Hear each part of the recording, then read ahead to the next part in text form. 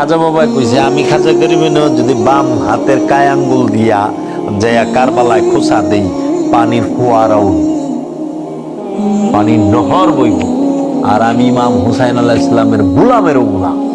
যে ইমাম হুসাইন আলাইহিস সালামের গুলাম, সেই গুলামের গুলাম খাজা বাবা নিজে বলছে, তার ভিটে লেখা। ওই যে আমরা বলি না, জানে মান্নে সারাম বনামে হুসাইন মুনামে গুলামে গুলামানে হুসাইন, জানে মান্নে সারাম, আমি আমার এই জীবনকে উৎসর্গ করে দিছি বানামে হুসাইন, বাবা হুসাইনের নামের উপরে। সেই খাজা বাবা কইছে ফুয়ারা, তাহলে ইমাম হুসাইন আলাইহিস সালাম ইশারা দিলে কি অবস্থা হইব? আরে ফুরাত সে ছটফট করছে, ফুরাদের বাণীর লেগে মাওলা হুসাইন ছটফট করে নাই, আলে মোহাম্মদ ছটফট করে নাই। ফুরাত নিজে ছটফট করছে, আলে মোহাম্মদ শুধু এইটুকু দেখাইছে যে স্বার্থের জন্য মানুষ রূপী জানোয়ার কত নিচে নামতে পারে দেখো। আলে মোহাম্মদ নূরী সন্তান, নূরের মহামানবরা দাঁড়ায় থাকলো তাকে কুবায়া কাটতে দ্বিধা করে না।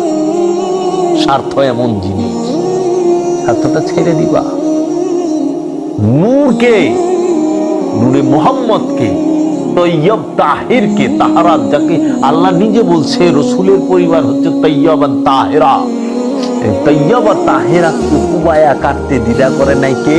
স্বার্থে। এজিদ কাটে নাই, স্বার্থে কাটছে। এজিদ তো একটা ব্যক্তি, স্বার্থটা হচ্ছে মূল দর্শন। এজিদ আবু জেহেল এটা একটা দর্শনের নাম, জেহেলি দর্শন, বুঝছো? আর ওই ব্যক্তিটা যে রক্ত মাংসের, সে হলো একটা প্রতীক।